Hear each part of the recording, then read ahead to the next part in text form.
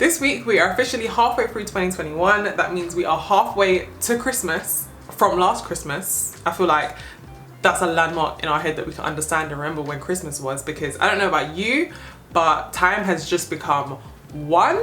And when someone says that we are halfway through 2021, I personally don't feel like I'm halfway to where I thought I was going to be by the end of 2021. Instead of panicking about this, I have decided to treat the end of June and the end of Q2 as a mid-year reset, happy new mid-year, and reevaluate, reassess and move some of the goals that I set myself at the beginning of the year that might not quite be there yet. So if you're a returning viewer here, you will know I set myself 5 really simple goals at the beginning of 2021 because 2020 was a lot and I wasn't really trying to put too much pressure on myself, but yet somehow, you know, other things have crept in, other things that have like surfaced that I wanted to be able to do crept into like the pressure of things I thought I wanted to achieve.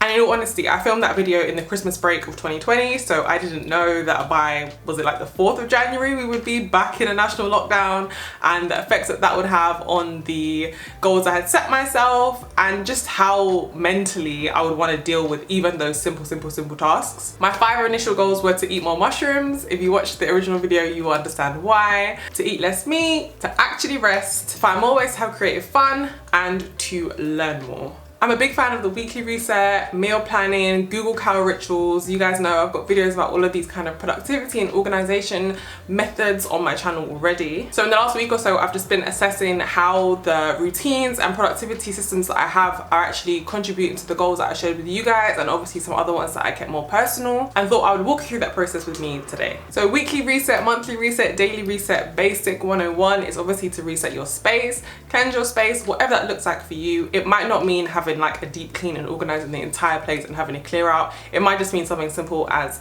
you know, making the room that you want to sit down and do this reset task in as organized and as clean as possible. The second thing that I've implemented in my mid-year reset is to actually just express gratitude. Again, it's kind of like self-help reset 101, and I'm sure you've heard it before in my videos or other people's videos, but I think the element of making it a part of your daily routine is the thing that I was really struggling with.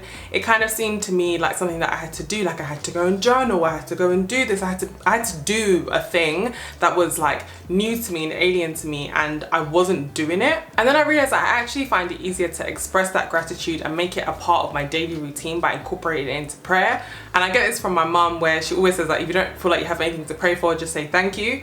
And just in one of my daily moments of prayer, be it if I pray in the morning when I wake up, if I pray like right before dinner or something that I do every single day, if it's before bed, which is most days, then I would just list off things that I'm grateful for. And even when things are difficult, I can even say like, thank you for giving me the patience to deal with X difficult thing. And you end up listing like so many things that you might not even have acknowledged that you needed to be grateful for. If you're not religious, or it's not something that really sits with you, or it's not something that you can see making part of your daily routine, at least make it a part of this mid-year reset. At least let it be the first place that you start in terms of acknowledging the things that have gone well before you start pressuring yourself to achieve anything else. A physical list is best in my analog girl in a digital world way of thinking, and some of the things that I wrote down that I wanted to share with you guys that I feel like I've achieved this year were: number 1, to be more consistent on YouTube. You have seen me here way more, so much so that people have actually kind of recognized my posting schedule without me ever saying it, and that if I don't post a video by that point, people inquire. Or if I haven't posted a video in a couple of weeks and people come back, people are like, you're back, and I'm like, oh my god, guys, like that payoff of being consistent has been amazing to me, to actually like build community here and have some friends on YouTube and things like that. So that was definitely a big win for me and something that I am expressing gratitude for, especially obviously to you. Another thing I've written down, which might make no sense to you in the grand scheme of understanding all my goals, but I wore a lot of perfume this year so far.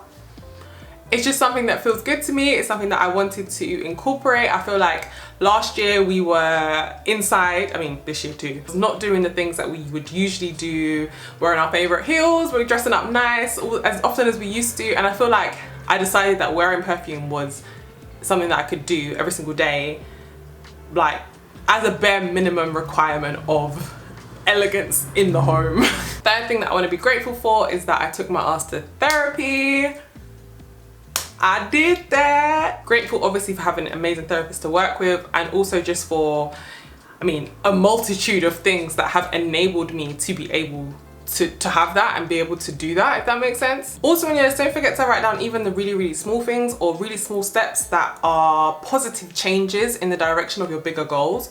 For me, that is that I have made my bed more times than I probably ever had in the past. I'm proud of me, like, I'm proud of me. Other things you can include in your gratitude list are just things that you have enjoyed, your memories. Like, recognize how many good things have happened that you weren't expecting, that had nothing to do with your goals, that without those things you wouldn't be where you are now or in the mindset that you're in right now, that just came out of nowhere and are great. The next thing that I've done on my list is that, along with acknowledging the good, I like to partner that with the bad and the ugly. Yes, I have been consistent on YouTube, but I haven't been as consistent as I wanted to be. I have not uploaded every single week. And just obviously as a result of that, it means that my channel growth isn't necessarily where I wanted it to be. So also gonna acknowledge that, like, yes, I have done some good towards this goal, but you know, it wasn't that hard to get to the good. So I only have to push myself a tiny bit further to get to the excellent. Yes, I took my ass to therapy, but I had the burnout of all burnouts first. I allowed other people and work to jeopardize my mental health, which was not my finest moment. So if you're riding with me along in this reset, from those lists, pick out the things that you do want to keep working towards and goals that, although you haven't necessarily reached them, you're gonna keep working on. So those were 2 examples for me. 2 other examples for me would be like, am I where I wanted to be in terms of in the gym progress, strength and health? No. Am I gonna give up? Also no. One of the simple goals that I did share with you guys at the beginning of this year was to learn more. Have I learned as much as I could have? No. Have I actually done things to enable that to happen for myself? Or did I just say to myself, I'm gonna learn more, and expected knowledge to just rain down on me?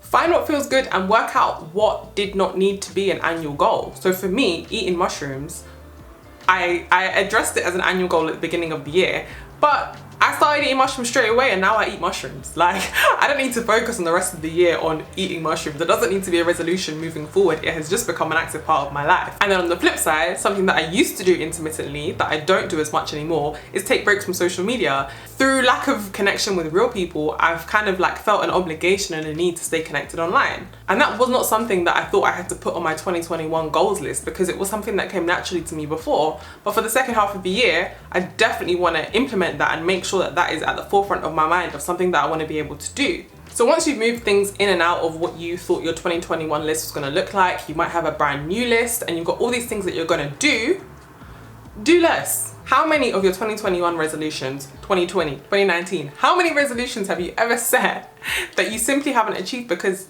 you put too much pressure on yourself? There were just too many of them. You spread yourself too thin. We're resetting for half the year. I mean, maybe you might even be following this video to reset for a month or a week. So pick 3.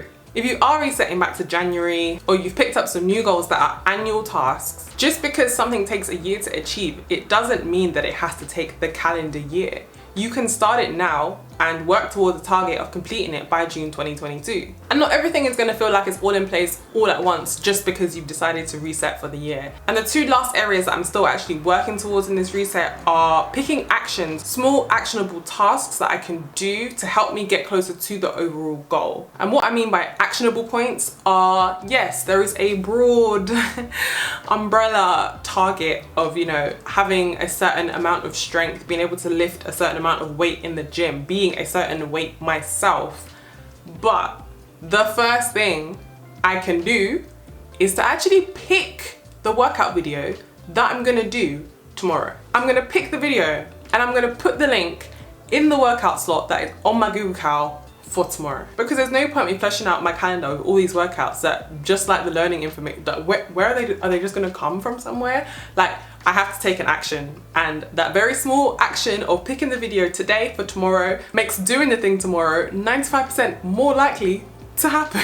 And the second part is to design or redesign routines and productivity systems that work with you and where you're at to help you get to those goals. Things change, people change. I, for one, as I said at the beginning of this video, did not think that we would still be in this pandemic.